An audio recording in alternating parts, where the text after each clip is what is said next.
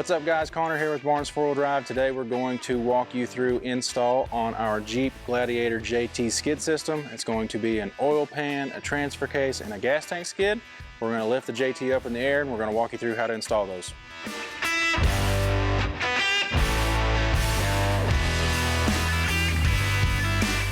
Alright, so the first thing we're going to do is we're going to remove this factory transfer case skid that the JTs come with. It's held on with 5 bolts.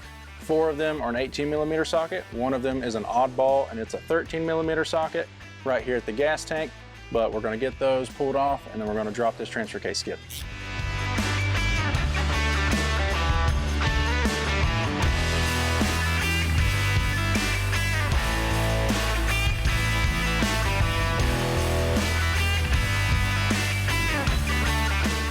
So I'm about to pull the last bolt out of here. Just make sure you either have a hand on it, a jack, or have a buddy come and help you hold this from falling out when you pull this last bolt out.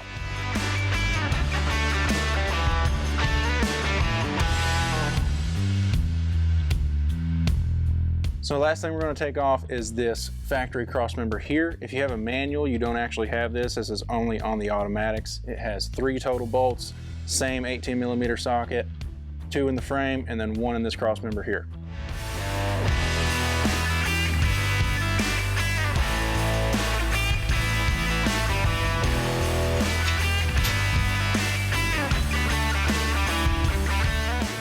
So now we've got all the factory cross members off.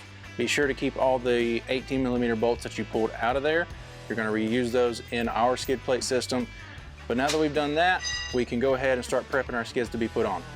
So next thing we're going to do is we send you this piece that mimics the factory cross member that we just pulled off. We're going to put a bolt into that with our transfer case skid here, just to make it easier for when we go to install, and then we can bolt it up to the Jeep.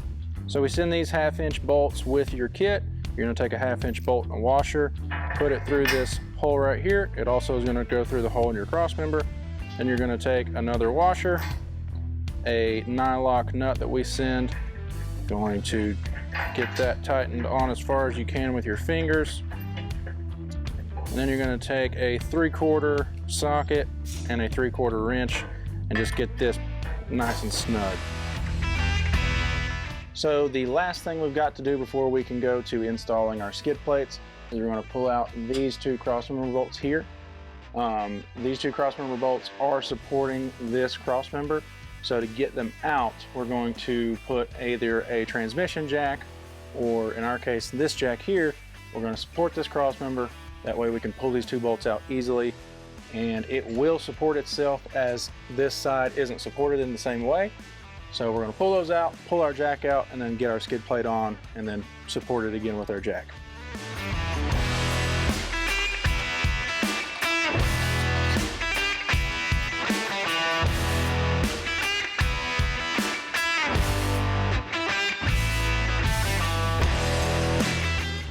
So now we're ready to put our transfer case skid on. We're going to use the same 18mm bolts that we used when we pulled the factory one off. Probably good to grab a buddy or somebody to help you. This skid is pretty heavy. So we're going to lift this up. We're going to get some bolts started so it'll hang there. And then we'll support the skid and cross member to get these cross member bolts back in.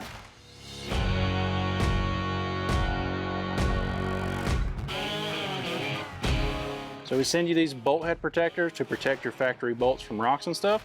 So you're just going to slide those in, and you're going to use those on these front bolts right here. There's 3 of them total.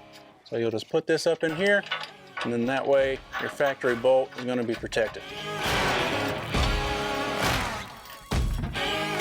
All right, so now that we've got it suspended by the factory bolts, we're going to use our long crossmember bolts and get those back in. It's kind of a pain to get back in here with a wrench, so we supply you with 2 flag nuts to slip over the cross member. So we will put these long bolts through the cross member, get them threaded into the flag nut, and then once you start tightening it, the flag nut will catch on the skid plate itself and tighten that bolt down.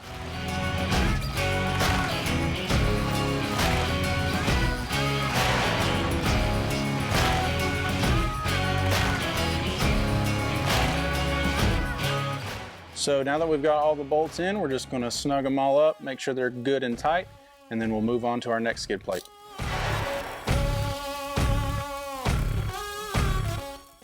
So the next thing we're going to do is we're going to get our engine skid installed. We've got the lift lowered down a little bit so we can reach up into the motor mount area.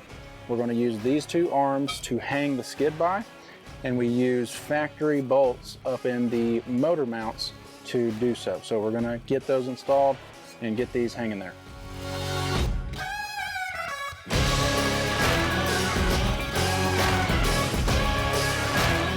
So now that we've got these arms loosely hanging here, we are going to pull these two bolts out of the transfer case skid that we just installed, because these are actually going to support the oil pan skid as well.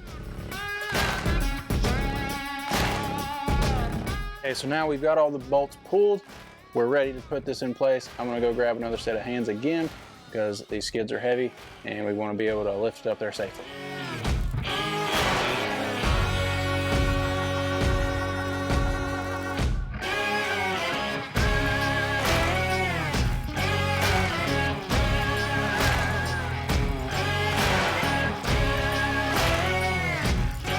Okay, so now we've got the skid hanging here. We've got all the bolts threaded into place. So now we're just going to take our wrenches, our ratchet, and we're going to tighten everything up. All right, so we're at the back of the vehicle now to get started installing our gas tank skid. What we're going to do is we're going to pull some factory bolts out of the frame to use on our brackets that hang down past this gas tank skid to hang the skid by.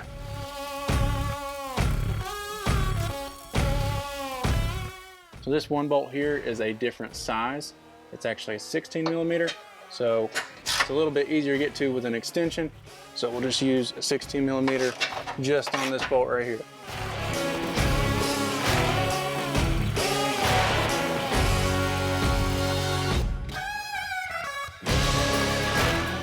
So we just pulled out these 7 factory bolts that we needed to remove to put on our skid. Now we're going to start installing our arms to get the skid hung from the frame.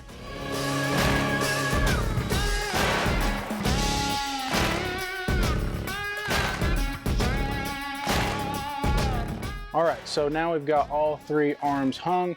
So now we're ready to lift up our skid plate. I'm gonna go grab a helping hand again, and then we're gonna lift that up there.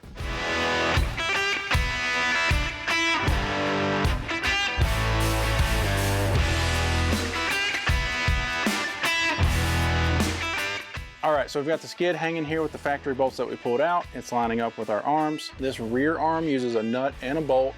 These 2 side arms, we've included press nuts, so you can just take your bolt, thread it right in there. We also have included this crow's foot. It goes on a 3/8 ratchet. You just pop it on, and then you can go up and get in the tight spaces on the skid plate. All right, so the last thing to get this skid buttoned up is we're going to install one of the factory bolts with the bolt head protector here. And then we're going to take one of the supplied 1/2 inch by 1.5 inch bolts that we give you guys, and we're going to throw it up through here, through that cross member. So we're going to put those in, get those tightened up, and then we're going to snug everything else up, and then we'll be done.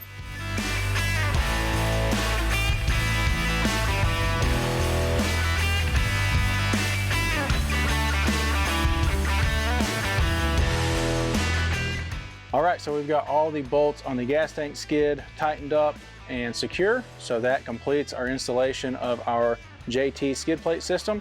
So now we've got a gas tank, a transfer case, and an engine skid. So now we can go out, play in the rocks, and not have to worry about all those important components.